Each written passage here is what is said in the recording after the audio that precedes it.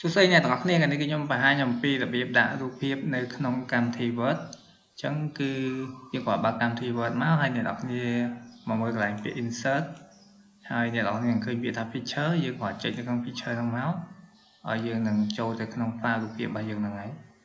ឥឡូវគឺខ្ញុំធ្វើការលុបរូបភាពចាស់យើងចោលសិនអូខេហើយខ្ញុំនឹងធ្វើការដាក់ឡើងវិញអញ្ចឹងខ្ញុំចុចនៅលើរូបភាពមួយមកហើយយើងធ្វើការ add មករូបភាពយើងទួយើងអាចដាក់នេះឲ្យសញ្ញា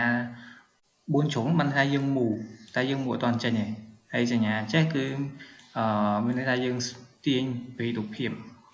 ប៉ុន្តែរូបភាពយើង move អត់កើតទេបើយើងដាក់ចេញសញ្ញា4ជ្រុងយើងចង់ move តែ move អត់កើតទេអញ្ចឹងអ្នកខ្ញុំអាចនឹងចុចថតនេះមកហើយកន្លែងនេះគឺសិតតែអាច move បានដូចគ្នាគ្រាន់តែវាធ្វើការឬក៏មានតួនាទីខុសគ្នាបន្តិចទេឥឡូវខ្ញុំដាក់ថតនេះសិនទៅព្រោះយើងក៏ចង់ move រូបភាពឯងយើងអត់ទាន់លម្អិតពេលក្រោយអញ្ចឹងគឺអ្នកនរក៏ដាក់លឿនហើយចុចសញ្ញាឲ្យចុចសញ្ញាព្រោះនោះអ្នកនរអាចធ្វើការ move បានហើយអូខេឥឡូវខ្ញុំ move វាបែបនេះចុះហើយខ្ញុំធ្វើការ zoom តិចទៀតអូខេហើយយើងលើកឡើងលើចាំមកយើងដាក់ទីយ៉ាងណាដែលយើងចង់ដាក់មកគាត់តែប៉ុណ្្នឹងគឺជាការស្លាច់ហើយមួយទៀតគឺខ្ញុំដាក់រូបភាពនៅក្នុង save អញ្ចឹងគឺវាដាក់រូបភាពនៅក្នុង save គឺយើងចូលទៅគូ save សិន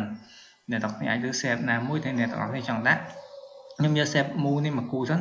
ហើយដើម្បីគូ save គឺយើងអាចចុច shift ទៅដើម្បីឲ្យវា move ល្អអូខេឥឡូវខ្ញុំគូយកមកល្មមមកហើយខ្ញុំទាញទៅដាក់គោលដៅខ្ញុំចង់ដាក់អូខេចឹងគឺយើងគាត់ដាក់នៅទីតាំងយើងចង់ដាក់អ្នកនរគ្នាអាចនឹងមើលកន្លែងនេះគឺ format text effect ចឹងគឺយើងអាចចូលទៅដាក់បានតែបើអ្នកនរទេអូខេយើងចុចនៅលើនេះសិនមកវាមាន format shape មិន format text ទេអញ្ចឹងគឺយើងចុចនៅលើរូបភាពយើងបើសិនជាអត់មានត្រង់ហ្នឹងទេអ្នកនរគ្នាអាចធ្វើការ add time បានអ្នកនរគ្នាគាត់តែ click មកខាងស្ដាំមកយើងនឹងឃើញពាក្យថា save format ឬក៏ format shape ហ្នឹងហើយអ្នកនរគ្នាមើលឡើងនេះវាចេញបែបនេះដំបូងគឺអ្នកនរគ្នាគាត់ណាចុចកន្លែងនេះ picture and texture field